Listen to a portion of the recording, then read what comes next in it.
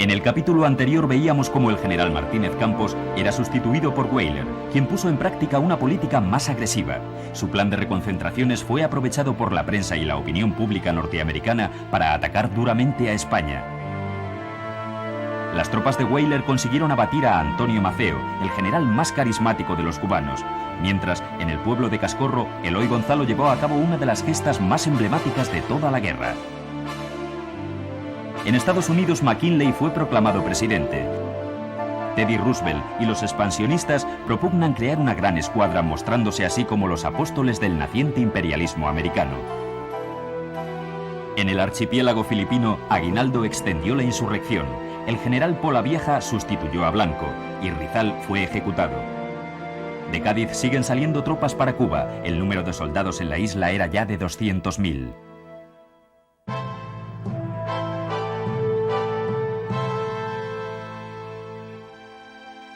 En el otoño de 1897, Pablo Iglesias, el fundador del Partido Socialista Obrero Español, lanza una campaña contra la redención en metálico. Su lema es, o todos o ninguno. La campaña no consigue cambiar el sistema de reclutamiento, pero queda como un testimonio y una denuncia del mismo. Yo creo que no habría posiblemente muchas familias a quienes no hubiese afectado directamente lo que se llamó la Guerra de Cuba, el desastre del 98. Yo concretamente recuerdo haber oído el relato de esta guerra, de una parte de esta guerra, por mi abuelo, que había tenido que ir a Cuba a combatir contra los independentistas, contra los insurrectos, les llamaba él, que es como era el nombre que se empleaba contra ellos. Es curioso porque en esa época existía el sistema de cupos y mi abuelo seguramente no pudo pagar las 2.000 pesetas que hacían falta para librarse del servicio en ultramar. Y entonces contaba unas coplas que a mí me han quedado grabadas porque son muy simbólicas de aquel desastre. Decía, escribía a su novia, un soldado, y decía: mi querido Soledad, llevo 4 meses ya con fatiguitas por verte, aquí encerrado en un fuerte, que no es fuerte ni es nada. De cañas está formado, sujeto con barro y guita. Vaya un fuerte que me han dado, parece una señorita, por lo débil y delicado. No me rindo a distracción, ni matan a tu Manolo como no sea traición. Tengo un Mauser pa' mí solo, y eso es una bendición. Escribe y no tengas guasa, que sin ti no veo luz. Yo no sé lo que me pasa. Si muero, pon una cruz a la puerta de mi casa. Ya sabrán, padres, por los periódicos, las veces que tuvimos fuego con el enemigo. No pueden ustedes comprender lo que sufrimos, pues el sol nos abrasa y por las noches tenemos que dormir a la luna. Lo que hacen con nosotros los jefes es una barbaridad, pues hay días que nos meten 12 y 14 leguas en el cuerpo, y después de andar tanto y muertos de hambre y de sed, es cuando vienen los insurrectos, y ya ve usted lo que podemos hacer. Yo siempre recuerdo que mi abuela por parte de madre, todavía habían pasado ya años del final de la guerra, y ella todavía se acordaba con una pena enorme de ver a los soldados españoles llegar, jóvenes robustos, como decía ella, chapetones, y marchando, y verlos a los 4, 5, 10 días en los hospitales tosiendo y muriéndose de fiebre amarilla y de paludismo. Y yo creo, como ha habido ya autores que lo han investigado, que los verdaderos criminales de esa guerra fueron los que estaban encargados de abastecer al ejército español y a la marina española.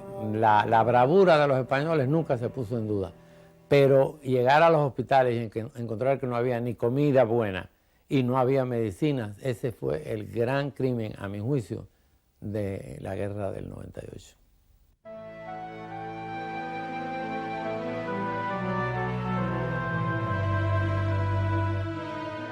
El 8 de agosto se produce un suceso de decisiva importancia.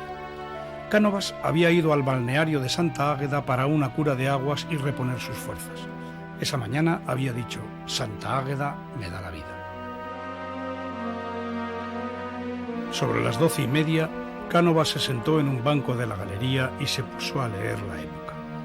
El anarquista italiano Miguel Angiolillo, que había llegado a España con la misión de asesinarle, se aloja en el mismo balneario. Desde la primera planta baja a la galería y con una extraordinaria sangre fría le dispara 3 tiros.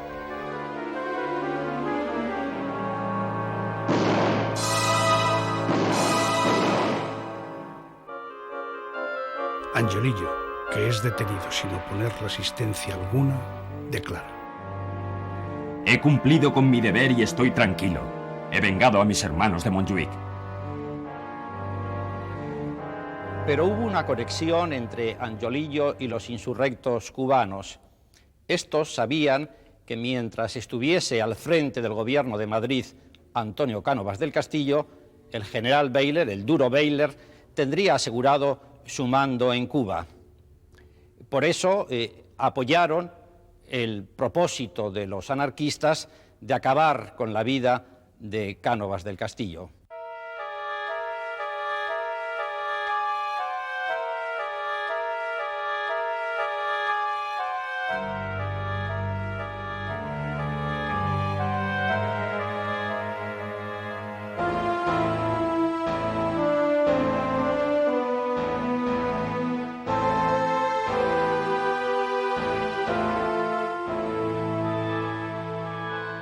El 15 de agosto Angiolillo es ejecutado.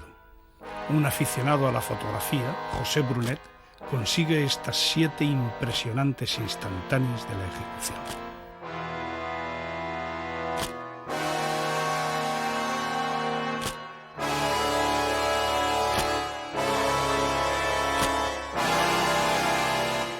En el diario neoyorquino The World, bajo el titular Acto Providencial, dice: los cubanos, por fin, van a haber realizado sus sueños de libertad, porque ahora sin Cánovas, la guerra entre los Estados Unidos y España es inevitable.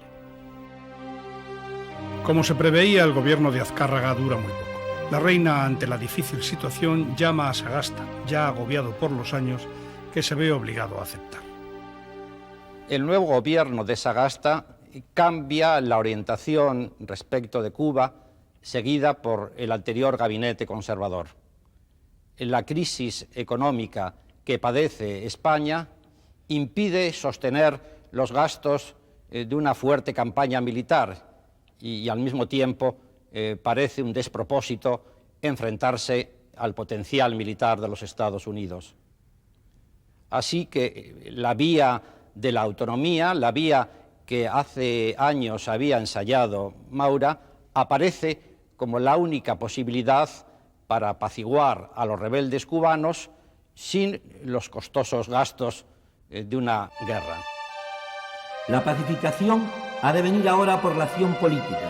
Todos los esfuerzos del mundo no son bastantes a mantener la paz con el solo empleo de las bayonetas. Esta nueva era debe inaugurarse con nuevos procedimientos y que nada tengan que ver con los antiguos.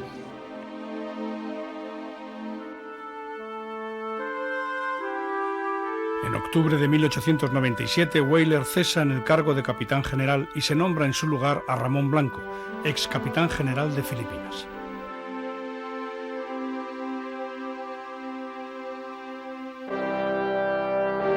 La salida de Weyler de La Habana es clamorosa. Tiene que asomarse al balcón de capitanía y hablar a las multitudes. Al llegar a España, el patriotismo se desborda en La Coruña, en donde el Montserrat toca puerto. Hasta los republicanos y los carlistas se unen al homenaje. Lo mismo ocurre en Barcelona. En Mallorca, sus paisanos le reciben como un héroe. Allí se estrena el himno a Weyler.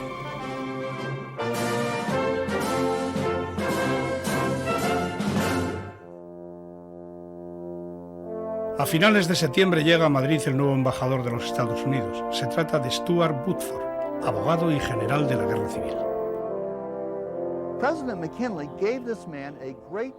El presidente McKinley le dio mucha autoridad a Woodford.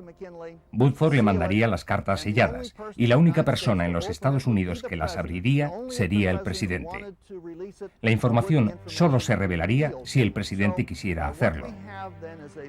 Desde la Casa Blanca tenía una línea de comunicación directa que les permitía intercambiar opiniones francas y abiertas sobre los acontecimientos en Madrid y cómo Woodford los veía. Ellos no pueden ir más lejos en las concesiones que nosotros les pedimos, sin ser arrastrados por su propia gente aquí en España. Prefieren la posibilidad de guerra con la pérdida segura de Cuba que el derrocamiento de la monarquía. El 6 de noviembre, el Gobierno de Madrid concede una amplísima amnistía a los presos políticos de Cuba y Puerto Rico. La contestación por parte de los rebeldes no se hace esperar. Máximo Gómez replica con un bando de rechazo, amenazando con pena de muerte a los oficiales que se acogiesen a esa amnistía. El 26 de noviembre de 1897 se publicaban los decretos de autonomía para Cuba y Puerto Rico y establecían la igualdad de derechos para los españoles europeos y para los españoles americanos. Se establecía también el sufragio universal y el régimen de libre comercio, es decir, triunfaba el librecambismo tan beneficioso para los intereses de los norteamericanos. El proyecto de autonomía que se intenta llevar a cabo en 1897 tiene como característica principal que es ya demasiado tardío. Las posibilidades de una autonomía cubana dentro de la corona española eran reducidísimas, casi nulas. La realidad es que la única posibilidad de permanencia cubana en la monarquía española hubiera sido llevar a cabo las reformas de 1893, las de Maura, no estas que son ya demasiado tardías. No tenía sentido conceder la autonomía en un momento que había 200.000 soldados españoles combatiendo en Cuba. En Filipinas, el capitán general Camilo Polavieja no consigue los refuerzos que había pedido reiteradamente y además se encuentra enfermo.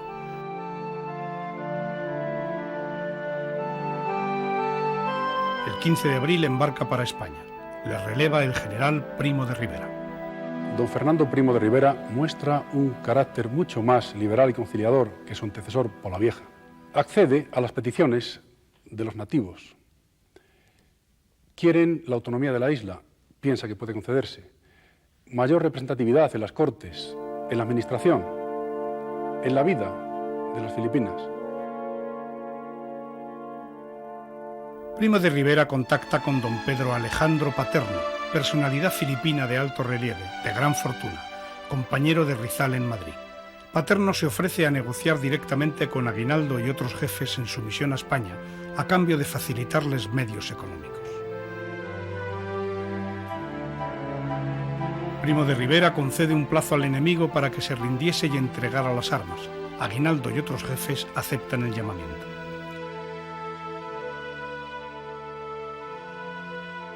Aguinaldo reconocía la soberanía de España a cambio del perdón a los insurrectos, el olvido de su conducta pasada y barcos para conducirles a Hong Kong. Tras varias negociaciones, al fin se concierta la paz en Biak Nabató el 10 de diciembre de 1897, poniendo así fin a la insurrección filipina, porque el gobierno español, a cambio del reconocimiento filipino de la soberanía española, se compromete a introducir reformas radicales en la vida social y política de Filipinas de tal manera que se aproxime lo más posible al lema filipino de Filipinas con España y no Filipinas bajo España.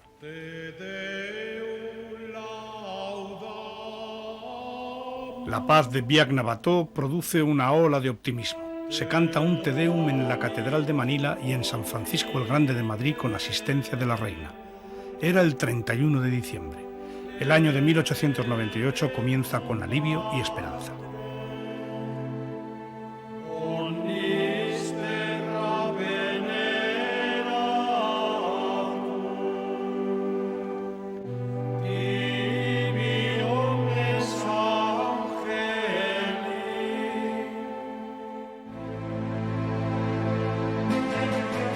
A los pocos días del inicio del gobierno de la Cuba autónoma, el 12 de enero de 1898, se produce en La Habana un desorden que tiene inesperadas consecuencias. Un periódico recién fundado con el significativo título de El Reconcentrado publicó un suelto titulado Fuga de Granujas. Era un ataque contra un directo colaborador del general Weyler, el capitán Sánchez. Los militares españoles se sintieron calumniados y el periódico fue asaltado.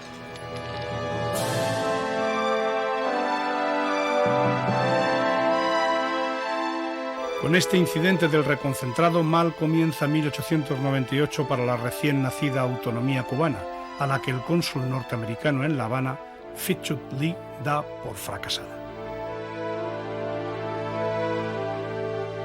El señor Lee era un hombre turbulento, bastante aficionado al alcohol, que conocía muy mal el Caribe, que ciertamente hablaba con mucha dificultad español y lo entendía también menos que medianamente, pero que tenía ideas bastante firmes y claras como antiguo militar estadounidense sobre lo que debía de ser la disciplina dentro del ejército. El que unos oficiales se amotinaran y asaltaran en contra de órdenes estrictas de su propio capitán general un periódico, eso era simplemente algo que estaba fuera de la tradición americana y que no podían entender ni digerir. En otras palabras, el temor del presidente McKinley es que se produjera una disgregación, una disolución del propio ejército español, del poder español en la isla, y que se produjera un vacío de poder arriesgado para los intereses de Estados Unidos. El día 24 de enero por la tarde, el subsecretario Day le dice al embajador español Dupuy de Lome que el presidente ha decidido enviar el acorazado Maine a La Habana como prueba de amistad. El Maine se halla fondeado con la escuadra del Atlántico Norte en las Tortugas Secas y de allí sale rumbo a La Habana. La flota americana está concentrada a solo 4 horas de la capital cubana.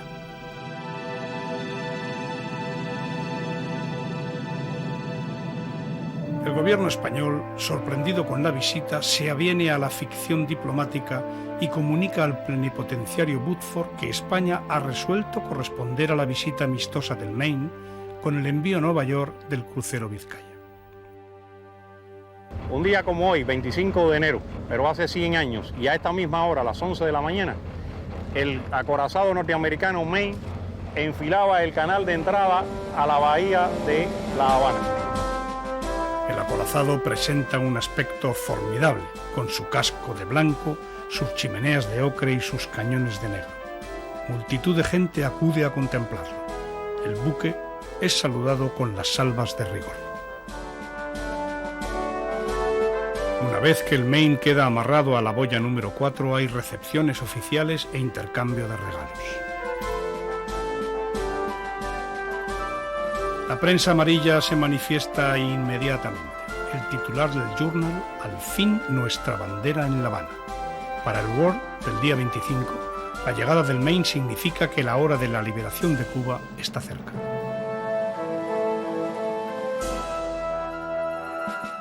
Mientras el crucero Vizcaya navega camino de Nueva York y la tripulación del Maine es agasajada en La Habana, en la prensa de Nueva York estalla un escándalo que complica más el clima prebélico entre los Estados Unidos y España.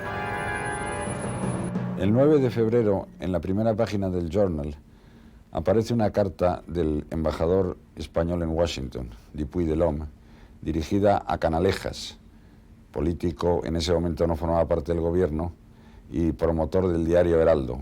Y en esta carta se contenían términos muy duros contra la política de McKinley y contra la conducta del Congreso americano.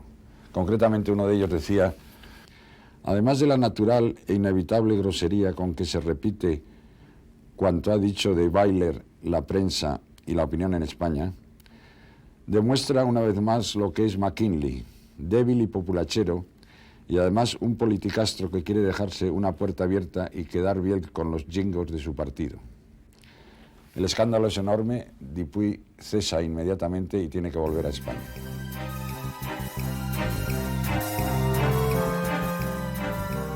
Un agente de los insurrectos en La Habana roba la carta y la entrega a la Junta cubana en Nueva York. Esta la pasa al Journal, que la publica a toda página afirmando que de este episodio quizá surja la guerra, pues el presidente no puede pasar por alto el agravio. El escándalo pone al Journal en los 800.000 ejemplares. Y nos encontramos en el lugar exacto donde estaba fondeado el acorazado norteamericano Maine el 15 de febrero y, como podrán apreciar, 100 años han cambiado mucho La Habana, pero de todas maneras esta es una vista muy semejante a la que tienen que haber visto los tripulantes de aquel acorazado en aquella época. Se encontraban a bordo casi todos los miembros de su tripulación, a excepción de 4 oficiales que estaban cenando en un buque norteamericano fondeado cercano a él.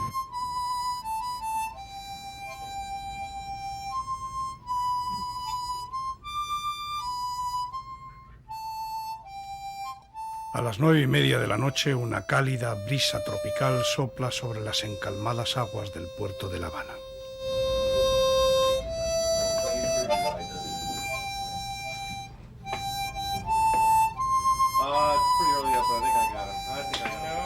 En los sollados del Maine, la marinería descansa ajena al drama que dentro de unos instantes está a punto de ocurrir.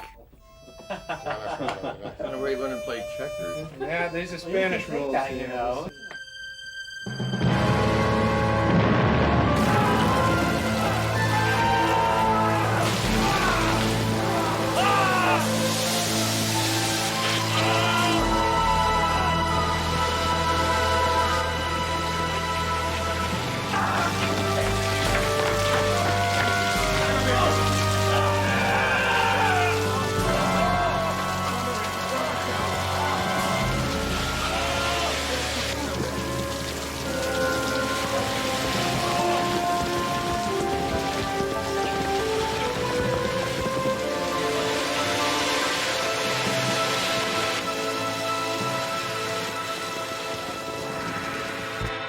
El estallido, que tuvo lugar a proa debajo del dormitorio de la tripulación, causa la muerte a 264 marineros y 2 oficiales.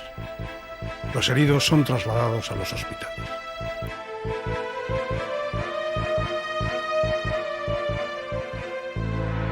El Maine queda ardiendo toda la noche y al amanecer una masa de hierro retorcido sobresale del agua. Rivalizan en ayudar a las víctimas los americanos y los españoles. Como producto de la explosión, o mejor dicho, de las explosiones, puesto que los testigos que estaban cercanos dicen haber escuchado primero algo parecido al estampido de un cañonazo y después una explosión mucho más violenta que fue la que destruyó prácticamente al buque.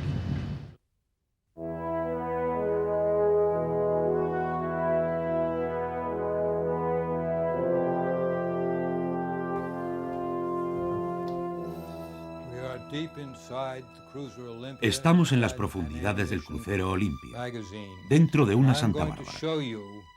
Les voy a enseñar dónde tuvo lugar la explosión que destruyó al Maine, que tenía una construcción casi idéntica a esta.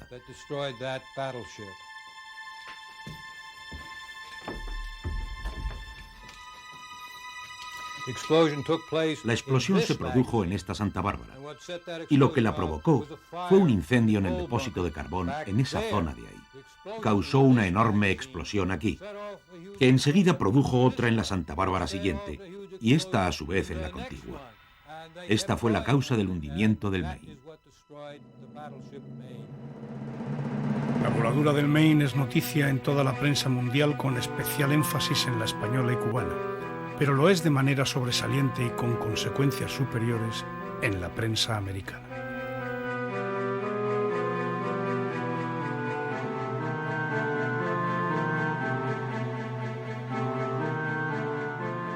El día 16, el Journal encabeza la primera plana. El crucero Maine explota en el puerto de La Habana.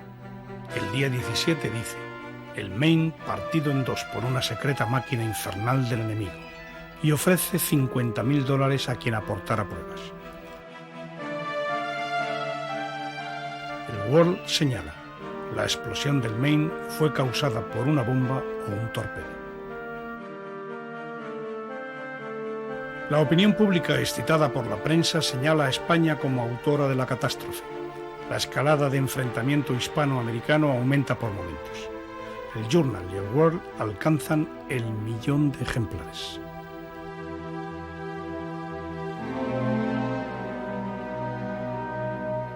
En La Habana, el entierro de los 19 cadáveres localizados hasta el momento constituye una impresionante manifestación de duelo, con asistencia masiva de las autoridades y del pueblo cubano, como exteriorización del dolor por los muertos y de simpatía hacia los supervivientes.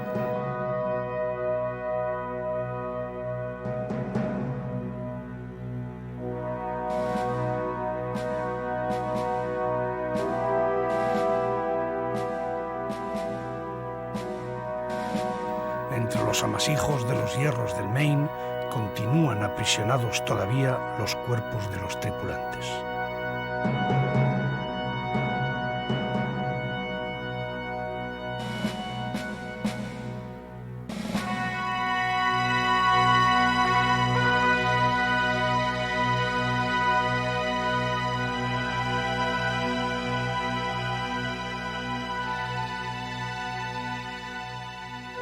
Washington crea una comisión especial para averiguar las causas. La preside el comandante del Iowa, capitán William T. Sampson. Los españoles hacen lo mismo. Los buzos españoles no pueden examinar el interior del barco. El dictamen de la comisión española concluye que la explosión fue producida por causa interior. El dictamen de la comisión americana concluye que fue debida a una mina submarina bajo el costado de babor.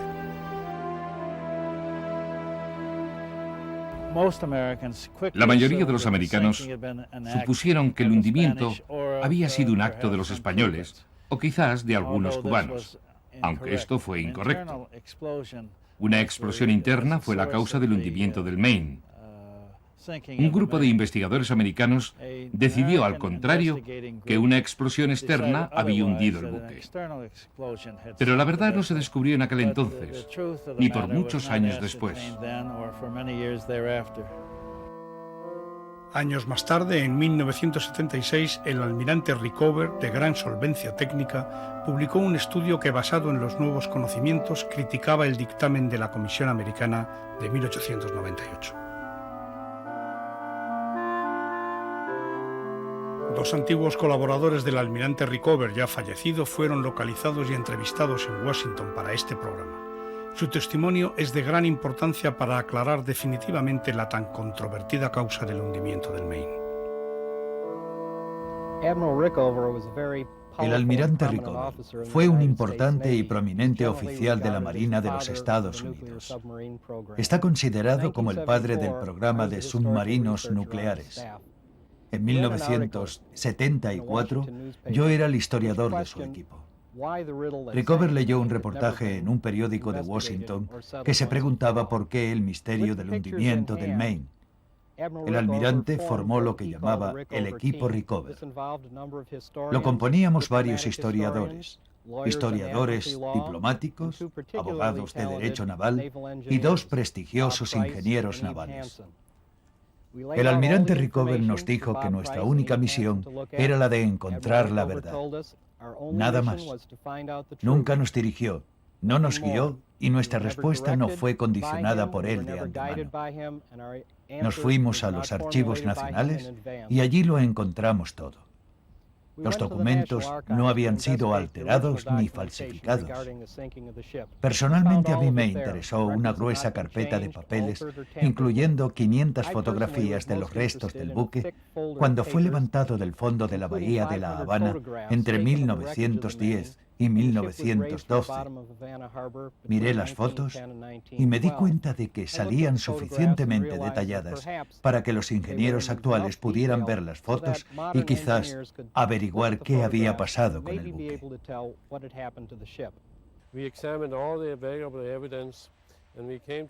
Examinamos todas las pruebas disponibles y llegamos a la conclusión de que no hubo ninguna mina. La explosión ocurrió en una Santa Bárbara de reserva que estaba delante y a babor, al lado de un depósito de carbón. Estimamos que estallaron alrededor de unas 15.000 libras de pólvora.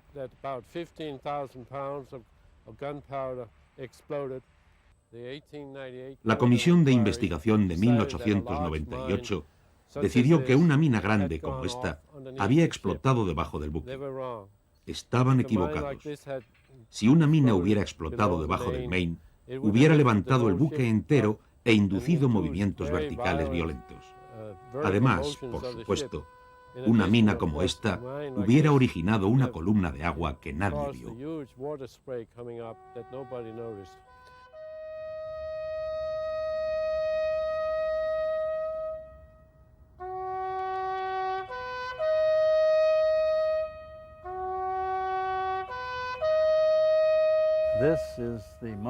Este es el monumento a las víctimas del hundimiento del Maine el 15 de febrero de 1898. Hay 229 marinos enterrados aquí, de los 266 hombres que murieron.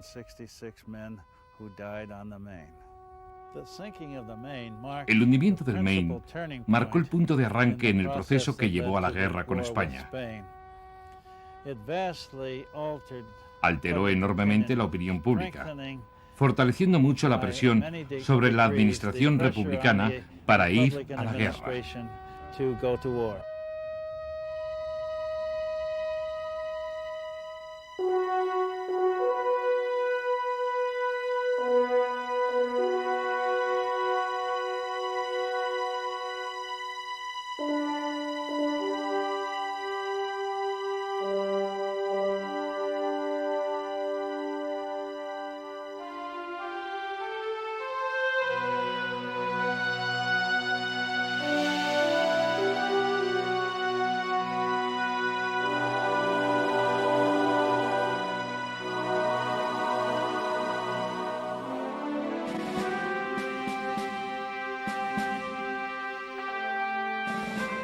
Estamos en el despacho del vicepresidente de los Estados Unidos, Al Gore.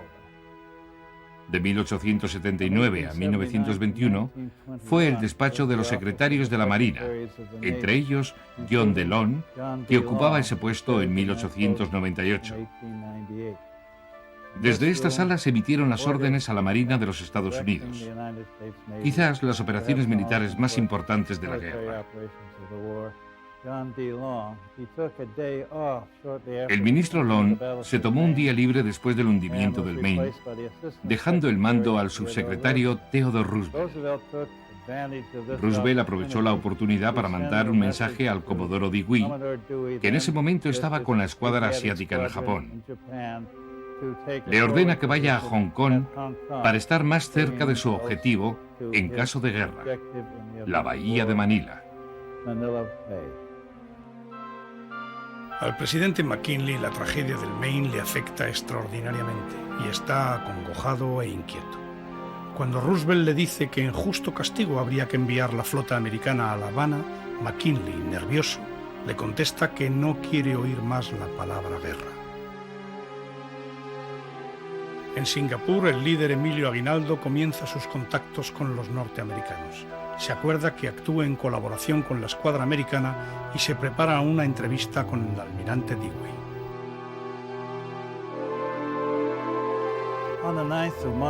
El 9 de marzo, el Congreso aprobó una ley que puso $50 millones a la disposición de McKinley para mejorar las Fuerzas Armadas. Esta medida fue también una maniobra diplomática para presionar a España y llegar a un acuerdo pacífico en Cuba. 2 semanas más tarde, en el Senado ocurre una cosa importante que contribuye mucho al proceso que lleva a la guerra. Redfield Proctor, que acaba de llegar de Cuba, pronuncia un discurso que impresiona a todo el país. Me fui a Cuba con la convicción de que la situación se había exagerado. No podía creer que hubieran muerto 200.000 ciudadanos dentro de los fuertes españoles. Pero la respuesta es que no se había exagerado. Hay niños andando por allí terriblemente escuálidos, con los ojos hinchados y el abdomen inflado a 3 veces superior a su tamaño normal. El discurso del senador Proctor consigue convencer a muchos. También sirve para que el sector financiero respalde la idea de la guerra contra España. En Madrid, el embajador norteamericano Woodford es recibido en audiencia privada por la reina María Cristina para que haga llegar un mensaje al presidente McKinley. He hecho cuanto usted me ha pedido o sugerido. He ido tan lejos como ha sido posible. Creo que ahora, si el presidente McKinley es amigo mío, debería estar dispuesto a hacer algo por su parte. Quiero que su presidente prohíba a los americanos que ayuden a la rebelión hasta que el nuevo plan de autonomía haya dispuesto de un plazo razonable. En ese mismo mes de marzo, la muerte de Frascuelo conmueve a toda la nación. Junto con Lagartijo dominó la España taurina durante 2 décadas. Torero arriesgado y espectacular, soportó más de 20 cogidas, que se consideraron mortales. Francos Rodríguez describe así el entierro. Asistieron hombres distinguidos y tipos del pueblo, muchachos y señores del arroyo. Se vieron centenares de coronas con dedicatorias expresivas, desde la alta representación de las Cortes, pasando por el gobierno.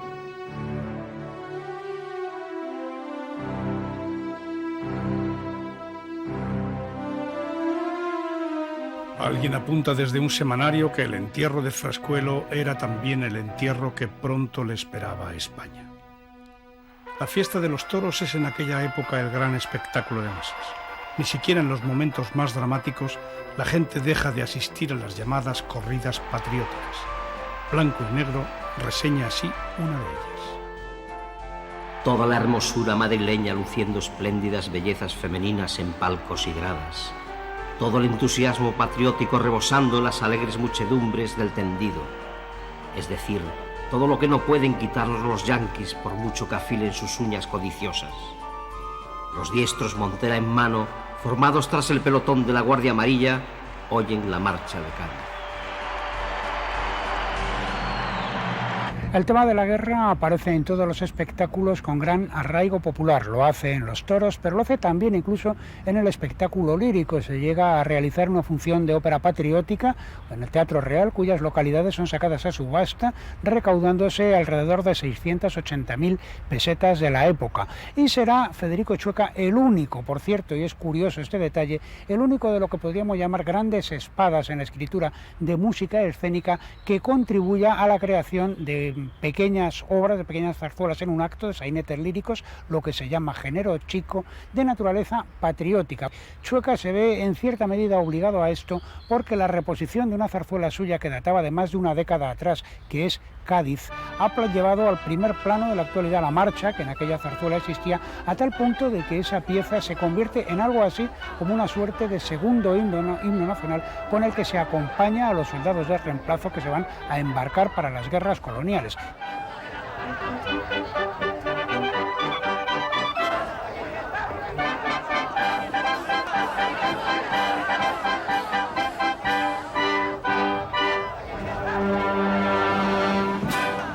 Habrá que esperar hasta el mes de noviembre de ese año 98 para que suba al escenario del Teatro de la Zarzuela la única obra en que, dentro lógicamente de las limitaciones de la época, se habla en términos claramente reivindicativos del tema de Cuba, apoyando en todo momento los intereses de las clases populares, sacan subiendo a escena un coro de repatriados y no solo eso, sino reivindicando una posible, si no insurrección, pero resistencia popular a pagar las contribuciones que habían crecido como una de las consecuencias económicas inevitables de la derrota.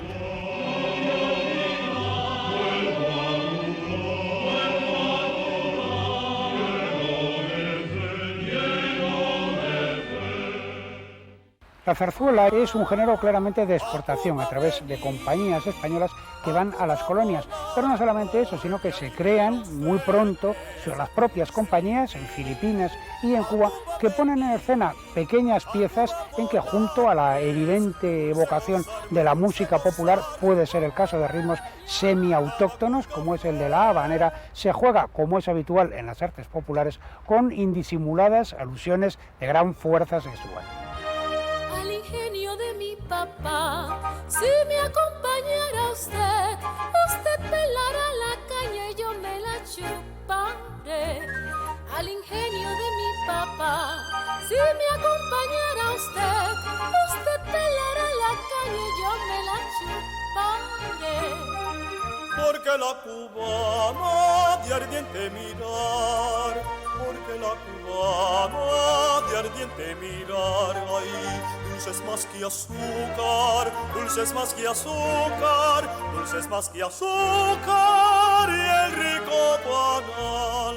Igualmente y aproximadamente desde la década de los 70, la zarzuela, en este caso la zarzuela grande, había sido exportada a Filipinas. Concretamente tenemos constancia documental de que hacia 1871 se representaba allí Jugar con Fuego de Barbieri con gran éxito. Pronto, y como sucedía en Cuba, se empiezan a crear también zarzuelas que utilizan elementos autóctonos que en este caso no están tanto en la música como en la reivindicación de la lengua o algunas de las lenguas. Se da el caso de que fechas incluso ya tan tardías como la correspondiente a la invasión japonesa existen o se crean zarzuelas que desempeñan un papel de obvia reivindicación nacionalista. Ese es el caso de Vayan-co de Constancio de Guzmán, por ejemplo, que Vayan-co quiere decir exactamente mi país, que no solamente se pone en escena en semejante fecha, sino incluso en otras muchísimo más tardías, coincidiendo con la salida de Filipinas del dictador Ferdinand Marcos. Filipinas con mi novia, gobernando a totalidad. Aquí nadita, maquita con Santalia.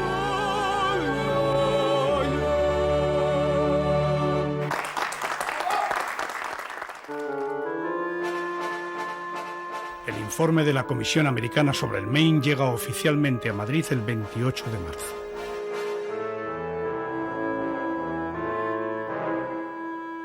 La presión norteamericana se hace visible cuando el representante en España del presidente McKinley propone al gobierno de Madrid la pacificación de Cuba mediante un armisticio que terminaría con unas conversaciones de paz patrocinadas por los Estados Unidos, que antes han renunciado a su idea o cualquier idea de anexión de la isla.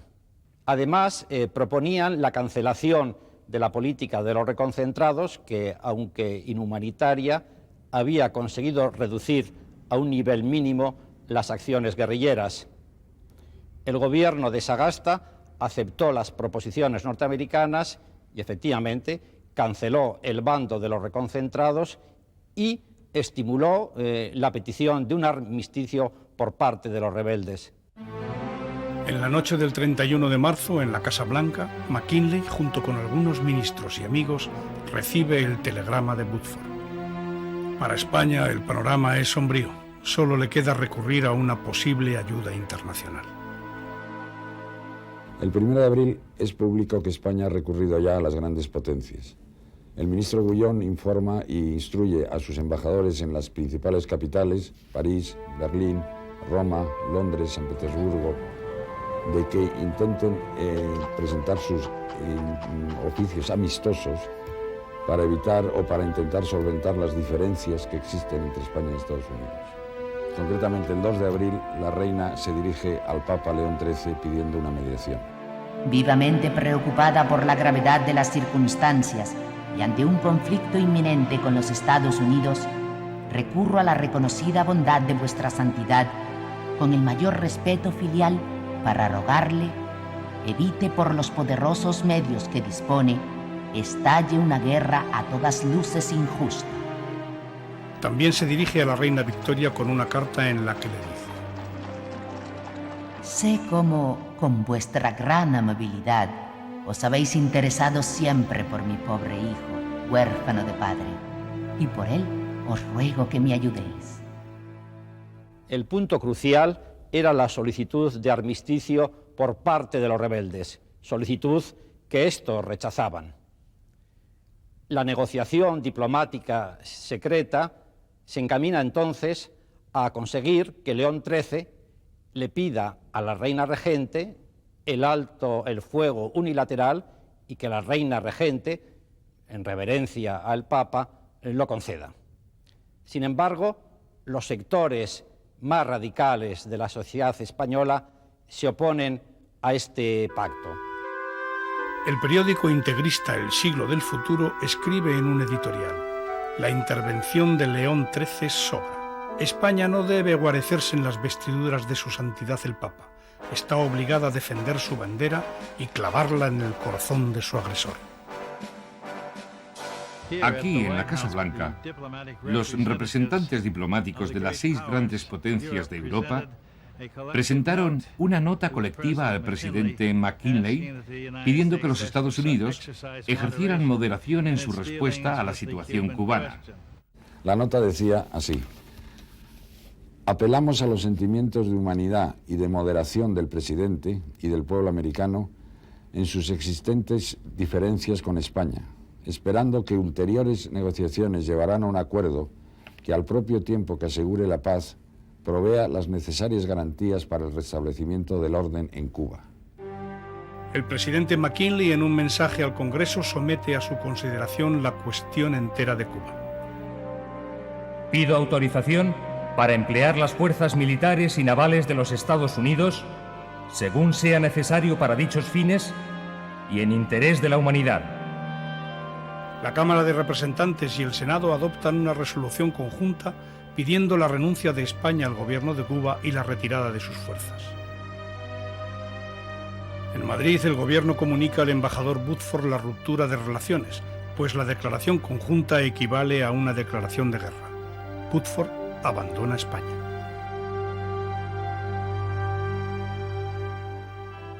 El pueblo, a los acordes de la Marcha de Cádiz, sale ardiente e iracundo a las calles de Madrid, Barcelona, Valencia, Sevilla, con banderas y escarapelas, profiriendo vivas y mueras, arrancando los escudos en los consulados americanos. Nacen pasodobles patrióticos: muera el yanqui o viva España con honra. En esas manifestaciones callejeras nace una copla que se hizo popular. Colores de sangre y oro tiene la hispana bandera. No hay oro para comprarla, ni sangre para venderla. El 25 de abril, McKinley pide al Congreso que declare oficialmente la guerra a España. Se acepta por unanimidad y con efecto retroactivo al 21 de abril. El 23 de abril, el presidente McKinley, deseoso de intervenir en Cuba, hace un llamamiento a la población para que se aliste. Él pretende 125.000 hombres, pero la población, enfervorizada por la prensa, responde en masa. Hay quien dice que hasta 1 millón de peticiones. Él logra reunir unos 250.000 hombres aproximadamente, de los cuales logra entrar en una cierta eficacia 90.000. Improvisadamente, en el curso de 2 meses, se crea el ejército norteamericano por medio de un alistamiento improvisado, en campamentos improvisados, con mandos improvisados. Incluso se llega a dar el grado de oficial a todo aquel que ceda un local como centro de reclutamiento. En tiendas como estas, que todavía existen en Nueva York, se alistó a cientos de nuevos soldados. Don Pío Baroja, en sus memorias, dejó reflejado, muchos años después del conflicto, el rechazo que le producía la actitud que observaba por aquellos días en las calles de Madrid. A pesar de no ser un patriota, me pongo de mal humor. Al comenzar la guerra con los yanquis, varias veces me propuse no enterarme de nada. Pero las aglomeraciones de gentes delante de las oficinas de un periódico de la calle Sevilla me hacían pararme. La gente patriotera se contentaba con cantar un cuplé bastante estúpido que terminaba diciendo: «Para cerdos, Nueva York». Yo me indignaba. Los periódicos no decían más que necedades y bravuconadas. Los yanquis no estaban preparados para la guerra, no tenían uniformes para los soldados. En el país de las máquinas de coser, el hacer unos cuantos uniformes constituía un conflicto enorme, según se decía en Madrid.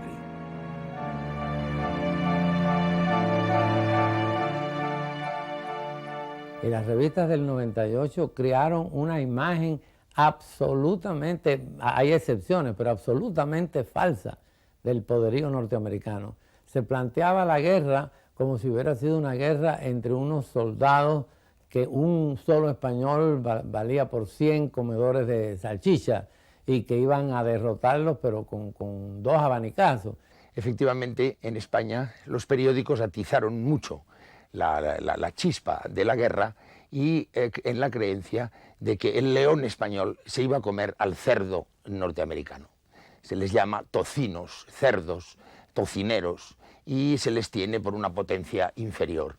Y todos los periódicos coinciden en atacarles y en menospreciarles.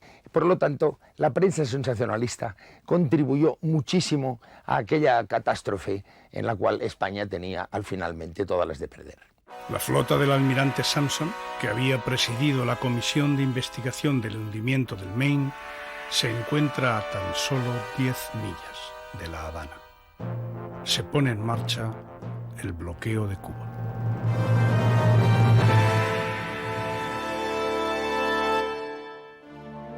En el siguiente capítulo veremos cómo el ejército americano recién creado comenzará a organizarse. En la ciudad de Tampa se concentrarán las tropas a la espera de la invasión de Cuba. El actual subsecretario de Marina, Teddy Roosevelt, se pondrá al frente de una unidad especial creada por él mismo, los famosos Rough Riders. La escuadra de Pascual Cervera saldrá de Cabo Verde rumbo a las Antillas y conseguirá burlar el bloqueo de la flota americana. La otra flota, la del Pacífico, al mando del almirante Dewey, vencerá a la española en la batalla de Cavite. La noticia caerá como un mazazo en la opinión pública española. Se producirán disturbios y el gobierno tendrá que suspender las garantías constitucionales.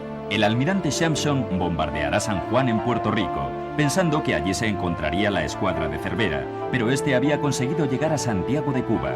Había conseguido entrar, pero ahora la dificultad sería salir de la angosta bahía cuya desembocadura estaba taponada por los buques americanos. Mientras, las tropas que habían salido de Tampa se encuentran frente a la playa de Daiquiri. El desembarco es inminente.